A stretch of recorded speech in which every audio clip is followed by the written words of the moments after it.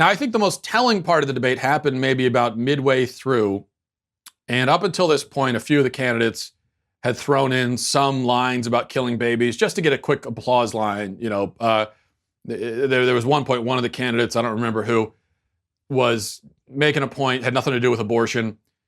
And then he noticed he was losing the crowd. People were their eyes were glossing over.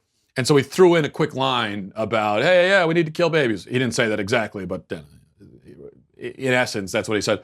And then it got the crowd perked up and they started, oh, killing babies? Yeah, oh, yes. This is what the modern Democratic Party has become.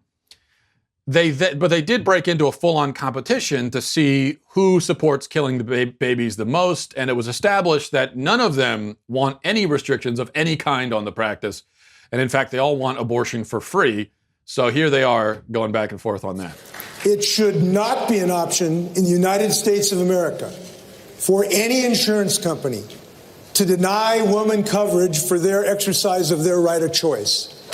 And I am the only candidate here who has passed a law protecting a woman's right of reproductive health and health insurance. And I'm the only candidate who has passed a public option. And I respect everybody's goals and plans here. But we do have one candidate that's actually advanced the ball.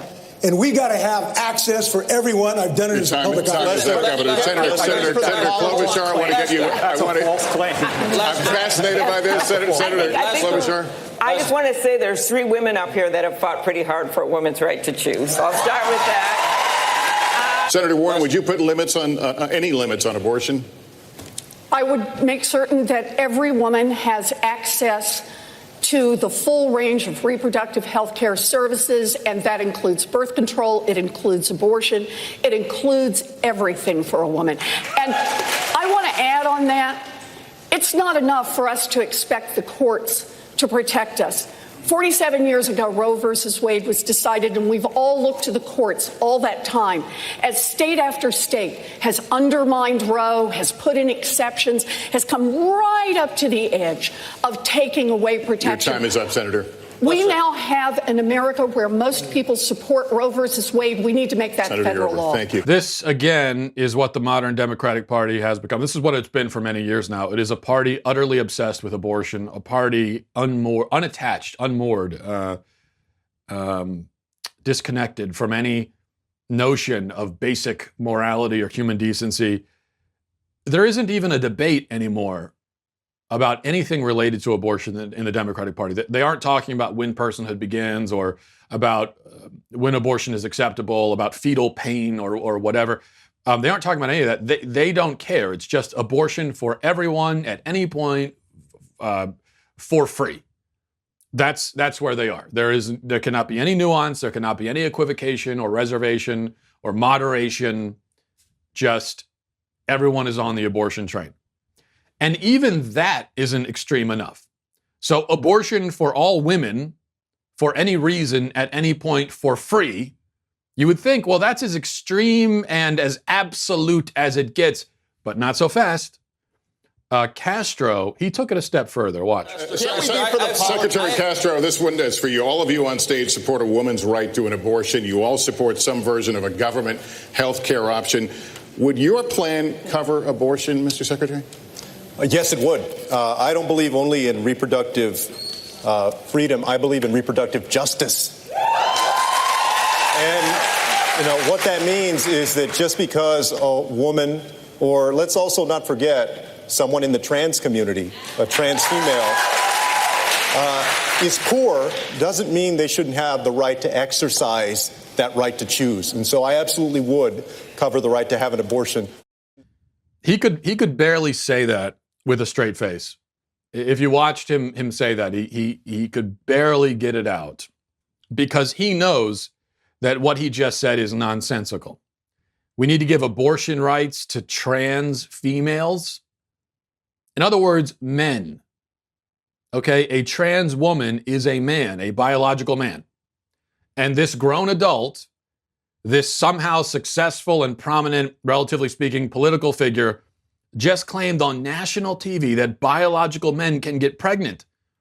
And he, of course, knows this is nonsense. He doesn't actually think that. There's a reason why, if you go back to the 2008 Democratic presidential debate or any debate before that, none of these people were talking about trans and, men getting pregnant. Nobody was talking about that. Nobody was. Because it wasn't a question then. Now they're talking about it, even though they've all lived. If you're looking at a Democratic presidential candidate who's pretending to take this trans stuff seriously,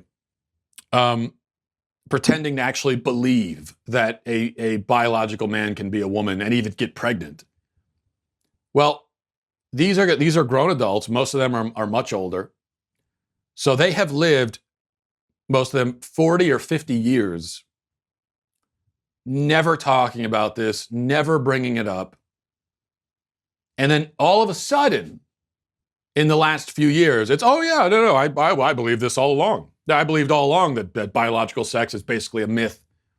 You never would have guessed it because I never said it, and I spoke and behaved as if I just believed that there are only men and women. But no, I believe that all along. Yeah.